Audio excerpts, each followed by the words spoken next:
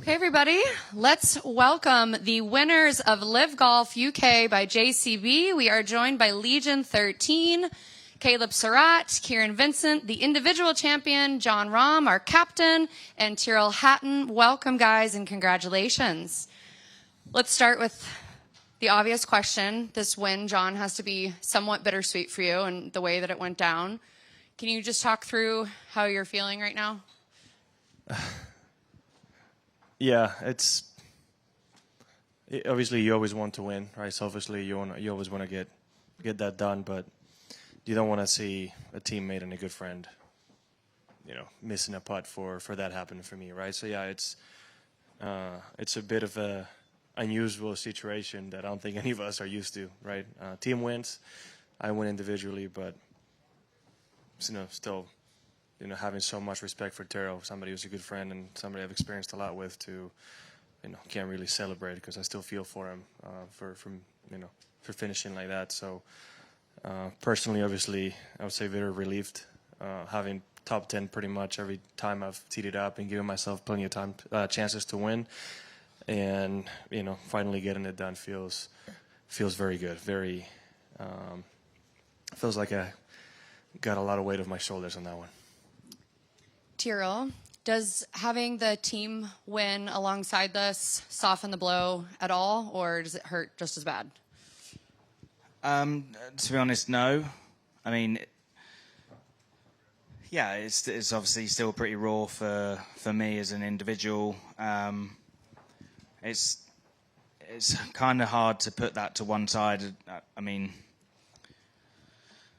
as a team, well, golf is generally an individual sport, and ultimately, like, your individual results will reflect what happens within the team. So I'm really happy for the guys to have a solid weekend and for us to win our 4th event as a team, but it doesn't change how I feel towards my own individual performance. And yeah, I mean, it sucks to bogey the last in front of your home crowd, to effectively miss out on a playoff. So yeah, that's unfortunately the reality of my situation at the moment. So you guys just secured your 4th win. You guys are having a dominance that is similar to the 4 aces the first year. You guys are winning relentlessly. Can you just talk a little bit, Caleb, about what it feels like to be on such a dominating team? Yeah, I mean, it kind of softens the blow a lot on like how you're playing individually if you don't have it going. Like today, I was really grinding all day, and in kind of the middle of the pack, and when I look up on the leaderboard, it's a lot less about where I'm at and kind of how I can help contribute to the team on the way in. But yeah, I mean, it's pretty awesome. I think part of the reason why we're winning like this and have been and hopefully will in the future is, having this younger team and guys that, me and Kieran, who are probably not on Jon and Tyrrell's level yet, we're extremely hungry, and, in no way are we ever satisfied. So we're always striving to get better, and I think we have 4 guys with that mindset that I think it's going to add up to a lot of success. And Kieran, how does this win feel for you? Yeah, I mean, we won 4 times. I mean, it's kind of hard to beat that. I don't think, or at least I don't know how many other teams have done that in a season. So whether it's a record setting or close to it, I think this is pretty cool. And so to be part of that team that's kind of record breaking, and just as 4 new guys into this league, I think we're kind of taking it with open arms and running and enjoying this race that we're running right now. And so, yeah, I think we're excited and obviously super thankful for another good week with these guys. And Jon, you alluded that you had some troubles or off course this year, and this win really means a lot to you because of that. Can you just talk a little bit about what you told your son before you left to come here and what you get to tell him when you come home? Well, it's also, first of all, it's my first win since Masters last year, right? So a little bit longer than I would have liked. Especially because I feel like I've put myself in position many times during that year. And yeah, leaving right before I went to Valderrama, Kelly was telling me how Kepa said that he wanted me to bring a trophy home. And the funny thing is, I played the Queenwood Cup in London with a good friend of mine. It's a pro member at Queenwood Country Club, and we won it. So I kind of made the joke to Kelly that, well, at least I'm bringing some type of trophy home. And I felt like I played good enough in Valderrama. I didn't get it done, and put myself in position today and played the back nine I needed, minus 17, which isn't more than a misread, unfortunately, for me. But really happy that I got it done. You know, did what I needed to do on Friday, which is something that I feel like I haven't done this season, right? Take the lead or shoot a low one to put myself in a really good position to where maybe I can afford a bet Saturday, right? And instead of playing catch up for the entire weekend, I was kind of in position and learned from the mistakes I made yesterday. I adjusted and played a fantastic round of golf today. That, you know, I really that there's not a lot that went wrong. Made a lot of good swings out there and had a lot of fun, which is kind of how you want it. And at the end of that, now that Kelly and the kids are watching, just knowing that I'm bringing a trophy home for them is feels good to say that it's coming home. And last one for me, you're heading to the Olympics next to go compete for Team Spain. Does these last couple weeks, you've been playing a lot of golf. How do you feel heading into next week, and does this win give you some confidence? It gives me a lot of confidence, relief, like I said. Had I gone next week and performed well again and give myself a chance going into the last 6-7 holes, maybe might have felt different if I hadn't won, but haven't gotten over it. I think I would approach a moment like that with a little bit more confidence, and especially after learning from what I could have done better today. So it's something I really look forward to. It's going to be a fantastic week to share with David. You know, being another LIV member, a player that's become a really close friend of mine. It's going to be a lot of fun, and hopefully one of us has a chance to get the gold. Love it. Mike? So, John, I think I've been at every one of your press conferences this year, both here and the majors, and you've taken a lot of questions about not winning, whatever. Do you feel like that? I don't know if it ever bothered you, and if it did, do you feel like it'll quiet the critics now? It never bothered me because I don't think any of you guys would say something I wasn't already thinking. I'm my worst critic. So when it comes to that, no, it really bothered me. And for the most part, a lot of it was true, right? I hadn't won in a while, and I'd given myself a chance, and I didn't get it done. I tried to use it as motivation, right? And told myself that if I put myself in that position again, I was going to try my hardest to take advantage of it. So I'm glad I did.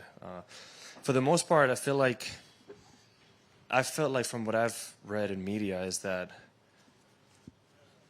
I guess maybe my play hasn't reflected how good I really felt about my game, right? I felt like I was playing good, and I guess top 10s is not enough anymore, even when I didn't feel my best in some of the weeks, right? So just because I had poor performances at the Masters and the PGA, I think I was taking a lot of criticism just for 2 weeks on how I was really playing and how I really felt.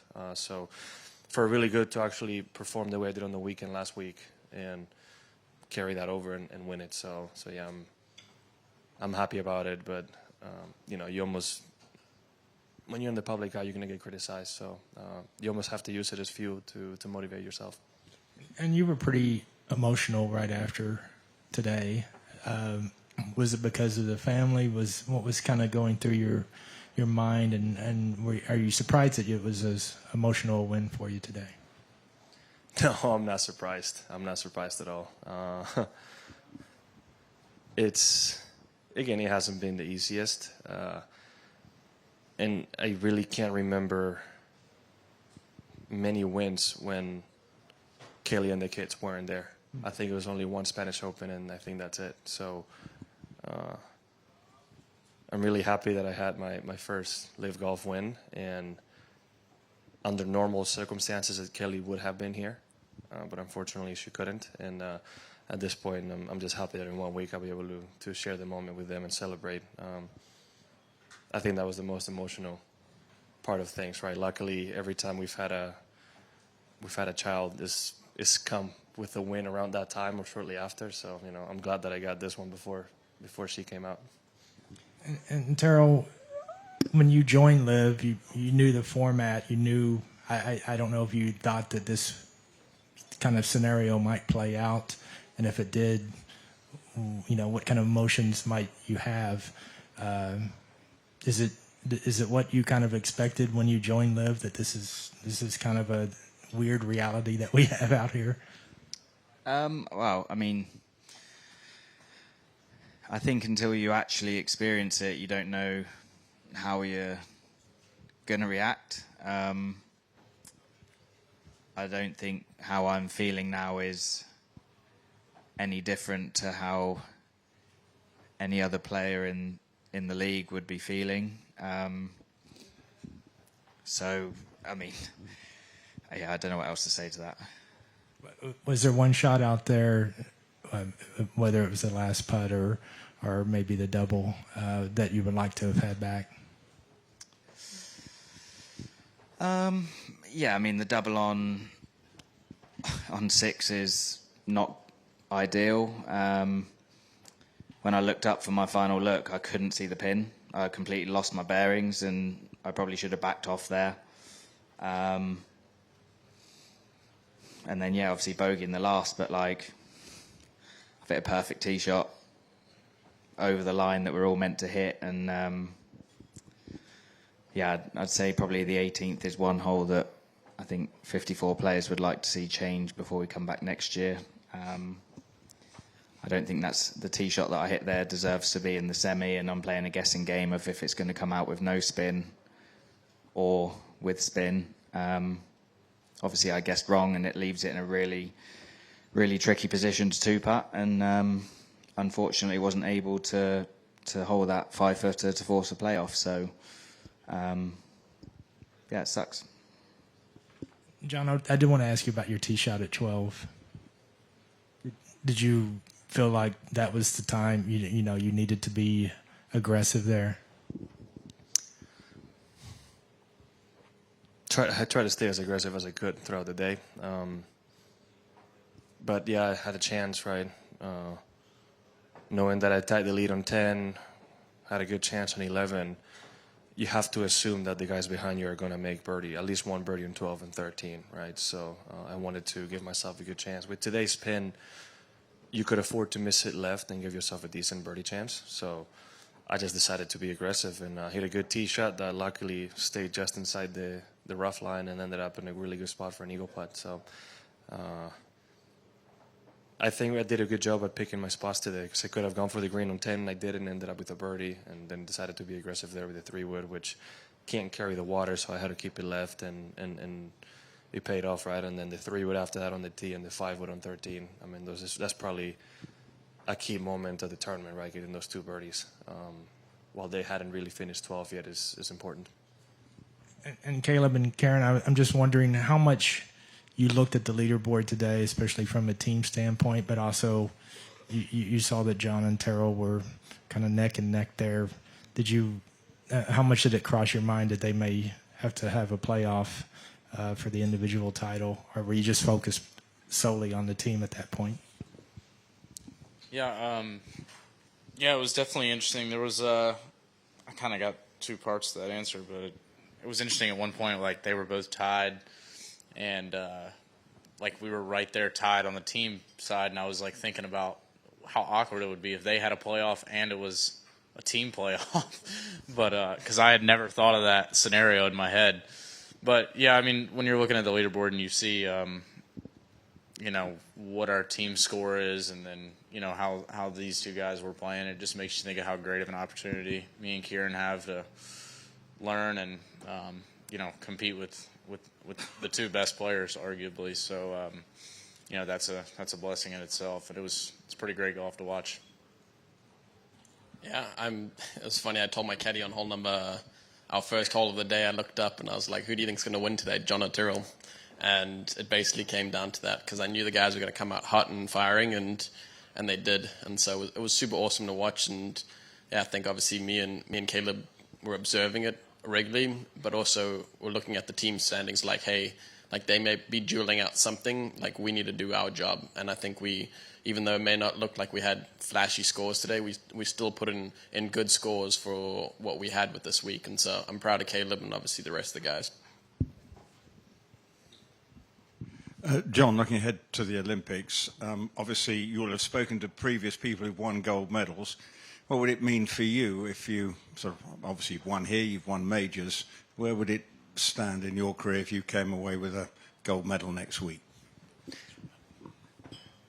I've thought about that question. I've been asked that question. I really don't have the perfect answer because the Olympics, unfortunately, were not a possibility for any of us till 2016, right? So, and ever since then, there's been 2 editions, and with me not being able to go to Tokyo because of COVID, I might have been a little better watching that. So, hard to position myself on where or the magnitude or something like that may be, but to be able to say that you have a gold medal or an Olympic medal for that matter is something that a very small group of people in all human history can say. So I don't think it might have the recognition it could have yet, but in the future this may be one of those things that means a lot more than we are aware of right now. So just to be able to add to a Spanish medal count would be absolutely amazing. So I can't put it in a ranking based on majors and things like that yet.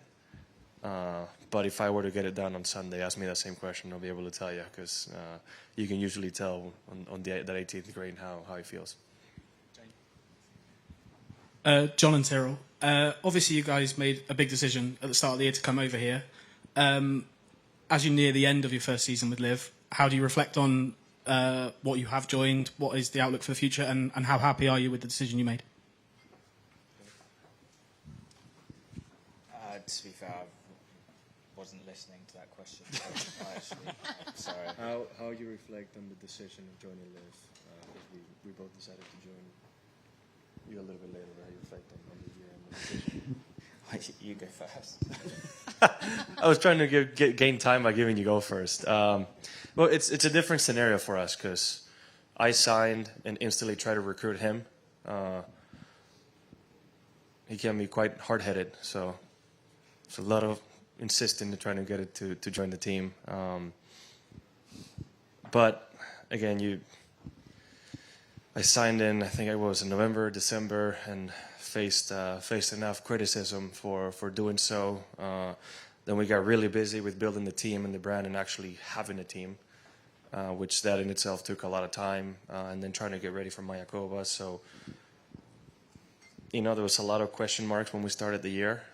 But asking Rai, I have to say I'm extremely satisfied with how things have gone. Right, had I won today or not, we have a great team, a great group of people together. Not only us, but everybody around the team that makes it so much fun. We started the first week with a win, and then followed it with 3 more, and 2 of us here have won individual titles. So I really don't think there's going to be much to be negative about. It's been, in my experience, a fantastic experience. It's been a wonderful year. It's been a lot of fun, and just looking forward to hopefully finishing the year with more wins and really ending it with a bang.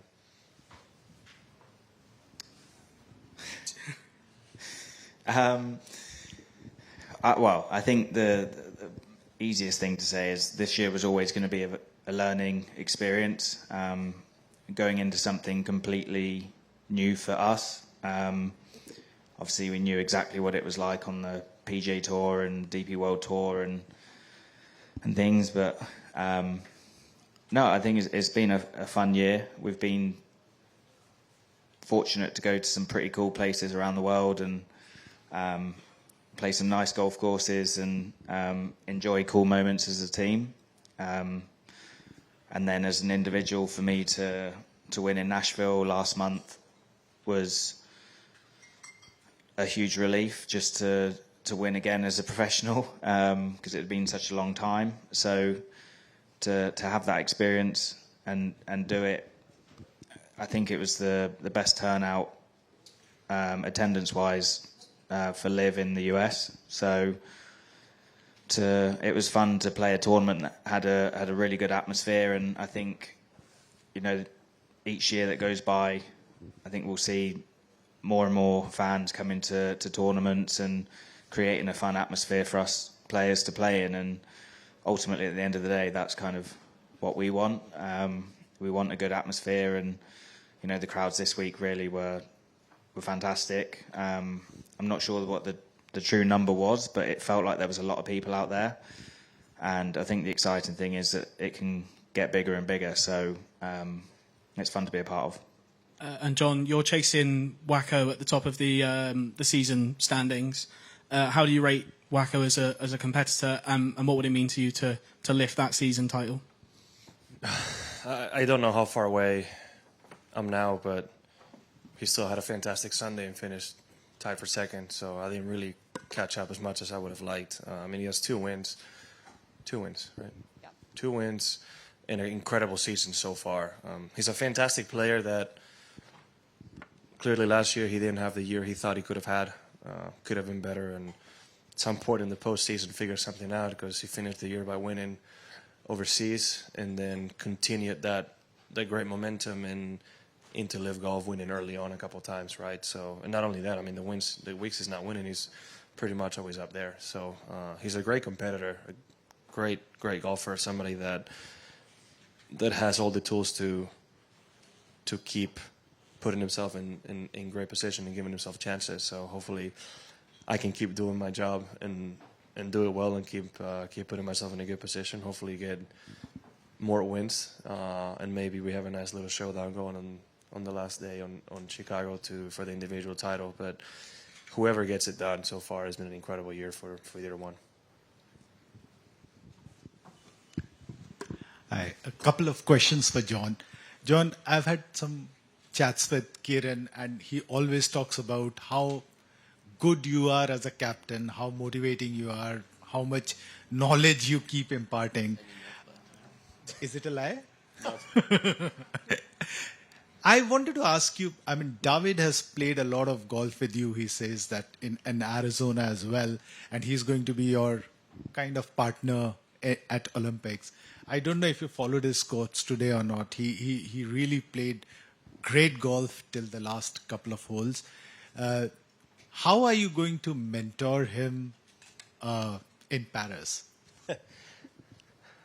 Well, thank you for the kind words, Kieran. I try to be myself. That's all I can say, right? Whenever they ever have a question, I try to be as honest as I can. And with David, I think it's a little bit of a different dynamic since we're both Spanish. And I'll say the Spanish love language can be very different. So what we do to each other is give each other about as hard a time as we can and make fun of each other as much as we can. And that's how we get each other ready, basically. When we play together and when we're together, you like if we had subtitles, you would not believe the things we're telling each other, right? Always with respect and knowing that we're both kidding. But there's been plenty of times where he's asked for my advice and I've given it to him, right? He's a fantastic player, still very young with an incredible amount of firepower on the golf course, right? So, he's in the process of learning how to handle that and how to use it. But when he gets things going, he's very tough to beat. I mean, he's responsible for some of the most impressive rounds of golf I've seen in Arizona, right? He shot a 61 at Whisper Rock, missing 2 putts inside 5 feet, where I still can't believe somebody shot that score on the day that we had, and many other chances, right? I'm hoping, next week can be one of those, because it's a golf course where you just have to play incredibly well. It doesn't matter. If it's in the conditions it usually is, there's no hiding.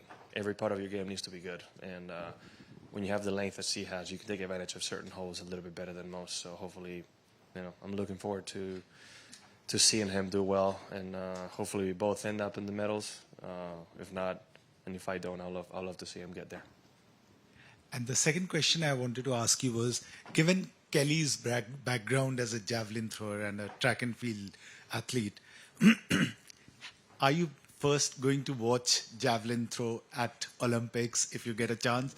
And secondly, do you guys discuss your sports, and have you learned something from her sport that you have tried to apply to golf? Well, she's done javelin and tennis. Tennis for the most of her life when she was younger. So there's parts of the process that you can learn from, but I consider myself extremely lucky to have found somebody like her, because when I turned pro, there was no hesitation on her on doing what needed to be done to help me out. And she understood what the process of a professional athlete looks like. So I can tell you right now, even when we're home now with the kids, she'll be the first one to tell me, if you're going to spend all this time practicing and improving yourself and treatments and this and the other thing, where you're not spending maybe as much time with the kids and her than we could, you better go and win, basically. You better go and perform, right? So it's her own little way of making me laugh in that sense, and knowing what to say to motivate me as well, and what needs to be done to make sure I'm keeping a regimented lifestyle to become better. Not specifically sports-wise, but she just has always understood the process and has made my life a lot easier in that sense. I don't know what stadium they're doing javelin throwing, so I don't know how far we are and how easily we'll be able to commute, because Paris it's not easy to move around. So, and when the dates are. So I said right now I know tomorrow and Tuesday, towards the afternoon, evening, a lot of swimming finals are going on, so we might be able to go and watch that. The head rental house we have is, I think, 20 to 30 minutes from there, so if traffic isn't too bad, it seems a little bit more doable. But in my mind, I also want to see if I could see Carlos and Nadal compete. It would be nice, but I don't know if they're playing while we have days off, or any Spanish national basketball team or a couple other friends that I have in the Olympics would be nice. But while you're competing, I don't really know how much free time we have to be able to go and watch. The schedule is probably not very cooperative. I asked you because the best javelin thrower in the world in men's right now is an Indian called Neeraj Chopra. I don't know if you have heard about him, but he's the gold medalist and really good. I have not. No, even she doesn't follow in javelin. She hasn't followed javelin that close. She was never that serious about it, so I don't think she follows it in that way. Okay, guys, thank you so much. Congratulations. Appreciate all of you. Good luck at the Olympics, and we'll see the rest of you in Greenbrier. Thank you.